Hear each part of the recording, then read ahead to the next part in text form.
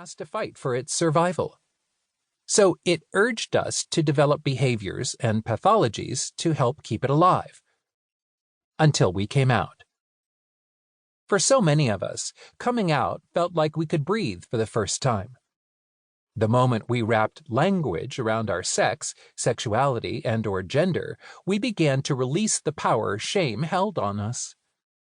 Since shame dies when it is spoken, the speaking of our existential truths was the first step toward unlearning the conditioning of shame.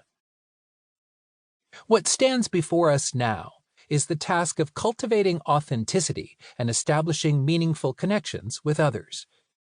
We're living in a time when society's leading personal growth experts, psychologists, and even spiritualists unanimously agree. The quality of our relationships determines the quality of our lives. Yet, shame tries to convince us that we are fundamentally unworthy of relationships. So, shame remains the single greatest barrier between ourselves and the experiences that most define our lives. Though queer shame is highly individualized and nuanced, especially when lived and understood through the intersection of race, gender, and class, it's important to note that the need for connection is a universal experience for all of humanity.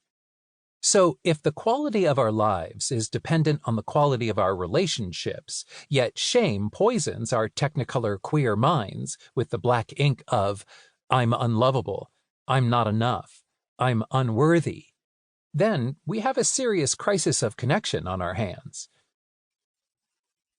At the 2017 convention of the American Psychological Association, Dr. Julianne Holt-Lundstad presented work on loneliness.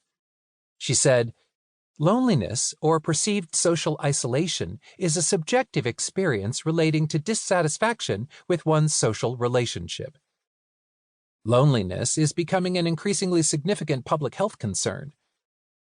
A 2018 survey conducted by global health service Cigna found nearly half of Americans report sometimes or always feeling alone, 46%, or left out, 47%.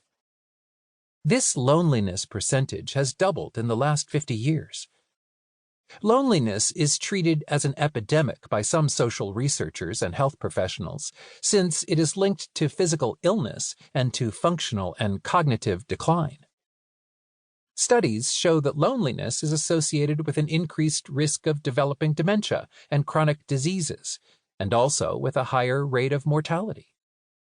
Of course, nothing is new under the sun.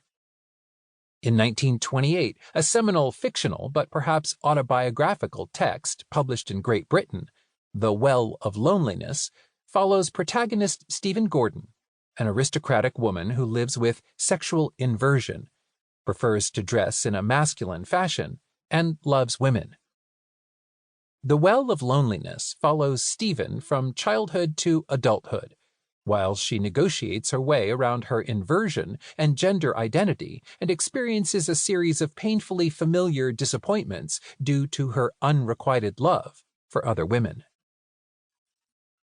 The Well of Loneliness is considered one of the first, if not the first, queer coming-of-age stories. Though it's close to a century old, the narrative of loneliness in queer lives is heartbreakingly timeless. Radcliffe Hall writes, "What remained? Loneliness, or worse still, far worse because it so deeply degraded the spirit, a life of perpetual subterfuge, of guarded opinions and guarded actions, of lies of omission, if not of speech, and becoming an accomplice in the world's injustice by maintaining at all times a judicious silence, making and keeping the friends one respected on false pretenses, because if they knew they would turn aside, even the friends one respected."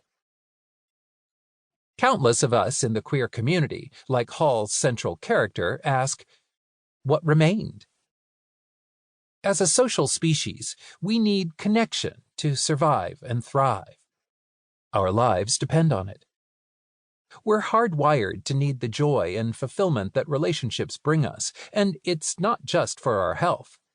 We need collaboration to dismantle the social structures that deny the bare minimum of legal protections to our community.